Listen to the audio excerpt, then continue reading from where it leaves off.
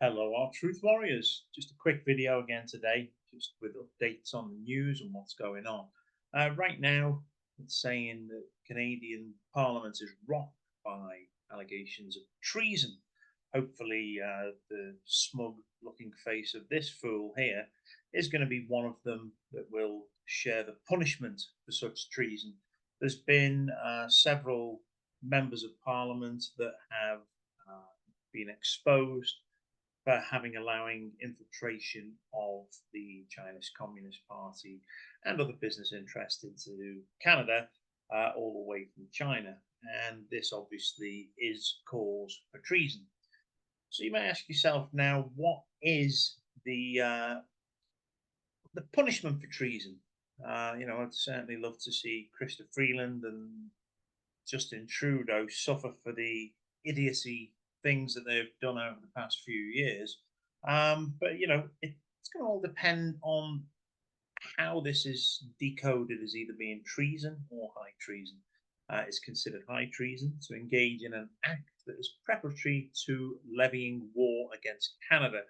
And to be honest, if you are inviting the Chinese Communist Party into the country to infiltrate the government and have a massive sphere of influence over them, I would say that that is preparatory to possible war. We will have to see how things escalate moving forward in regards to that.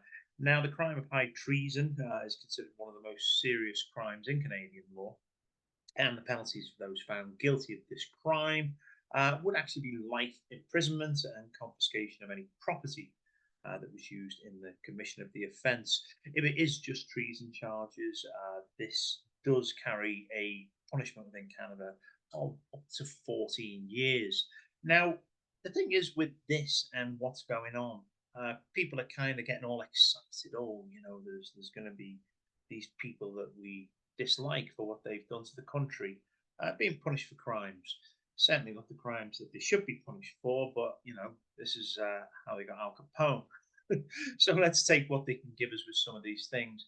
But this is not something new.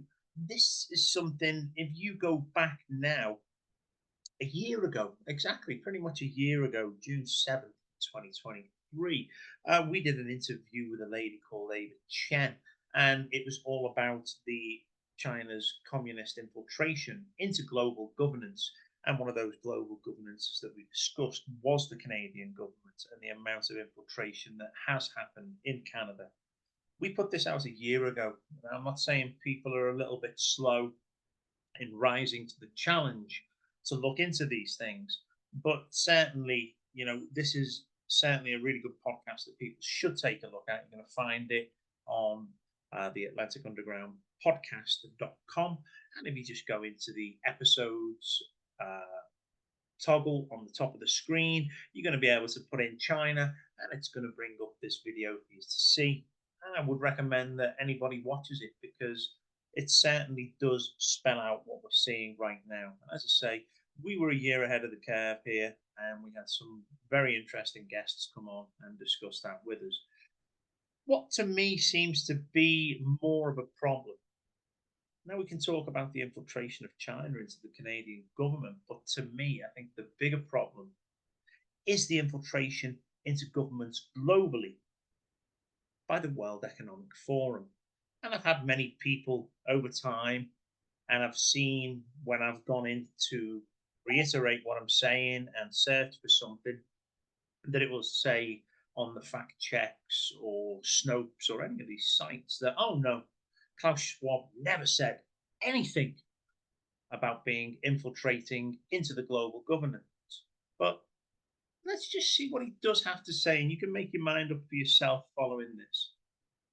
Yes, actually, this notion to integrate young leaders is part of the work since many years. And I have to say,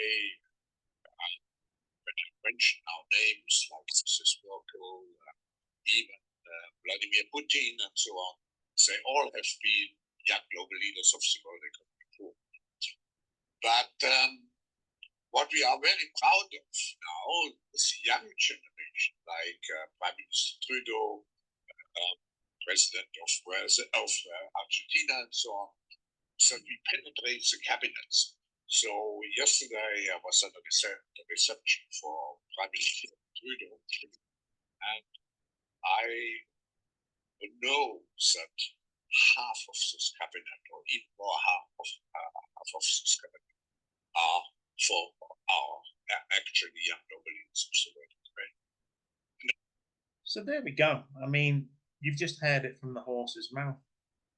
The World Economic Forum, with Justin Trudeau, have infiltrated more than half of the Canadian government, more than half of the Canadian cabinet. Now, what you've got to consider, most people will say, oh, well, you know, this is just a boys' club or a members' club that they want to be part of. But what people need to remember is now is time for the Great Reset. And this Great Reset means that you will own nothing and you will be happy. I'm not sure I'm prepared to be happy by absolutely owning nothing, because I've worked my backside off all my life to achieve what I've achieved and support my family and get exactly where we are in life. And I'm sure you watching this have worked hard to get where you are in life. You may have worked hard to pay your house off, buy a nice car, afford holidays for the family, and make sure that everyone is well taken care of, including maybe some savings in the bank. And as we've discussed before, that is on a limited time scale, for disappearing very soon anyway. Because the Great Reset, as I said, wants you to own nothing and be happy. And this is where they want to move forward. You know, these politicians are nothing more than pawns in a chess game. They're disposable characters in a far bigger game that people just don't see out there. And this far bigger game is something where we have the linking up of everybody through the World Economic Forum. And these are, as you can see, with the likes of Vladimir Putin, the new president of Argentina, the Canadian government. We know it's the US, we know it's the UK, we know it's Europe. This touches everybody around the world in regards to the amount of people that are being affected by this in the future. And we know that the Great Reset, and this, as you can see in the top corner there, this is the United Nations. You know, we should be very concerned of the World Economic Forum's infiltration, not only through the young global leaders, but this Great Reset, Agenda 2030, the United Nations, as you can see here, putting great information out as far as they're concerned about smart cities and the Great Reset. Well, the smart cities are going to be your 15-minute cities. They will become the prison for many of the people around the world, and people should be prepared for the reality of what's coming in regards to that. And then also, when you consider the World Economic Forum, here's the information from the opening page for their Davos meeting this year that happened January 2024. It says quite clearly on the page, this annual meeting will welcome over 100 governments. This is how much power this group has. All major international organizations, 1,000 forum partners, as well as civil society leaders, experts, youth representatives, social entrepreneurs, and here's the kicker, because this is where you get told what to think and what to believe, news outlets. So news outlets are told what to report, and they're certainly not going to report how influential this group is over all the politicians and decision makers and key people all around the world. Now, you may ask yourself, what drives the World Economic Forum? You're probably not going to find anything on it. You may have to search. You may find some small pieces of information that will allude to what I am going to say now. But I think that you will find that the World Economic Forum is not only funded by and driven by, in the background, the very people who own and control the world central banks. and as they push forward to a one world everything, this is the think tank and the influencing program that really involves those who are making decisions on your life, when really you're paying these people through your taxes to work for you as an employee. These people are supposed to represent you. And here they are being taken over by an unelected group of bureaucrats that have no business whatsoever interfering in our lives. But we've sat back and allowed this to happen. And now we have to either stand up and stop it or face the consequences of not doing anything for so long. Just speaking about it and just getting it out there is probably going to be enough to make people listen and probably take a little bit more understanding on what's going on. And I think this is what people should do. So don't be distracted by the news of treason within the Canadian government, because that is just a distraction. It's nothing really. These people are sacrificial lambs to this system, and they know that as well. They are pawns in the greater chess game that is unfolding before our eyes. I'll probably do a video tomorrow, maybe the day after, regarding what I see in regards to the distraction of war, which is all part and parcel of the system that we've discussed today.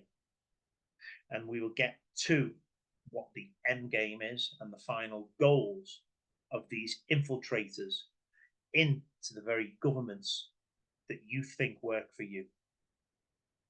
Don't lose too much sleep over this, but certainly go away and research it for yourself. Don't believe what I'm saying. I can show you clips and articles, but I do fully expect you to take responsibility now and go out and educate yourself properly with what's going on in the world around you. And hopefully I can fill in some of the gaps in between that don't really give the answers to some of the questions that you have. Please like and subscribe to our channel.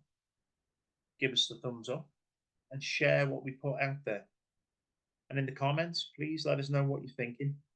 I'm always here to answer any questions I can and put a lot of knowledge and a lot of interviews with a lot of very important people around the world to good use, and hopefully inform you on the things that you do need to know. For now, take care, and I'll speak to you soon, everyone. Many thanks, and it's always a pleasure speaking to you. So take care, and I'll catch up with you soon. Thanks very much. Bye now.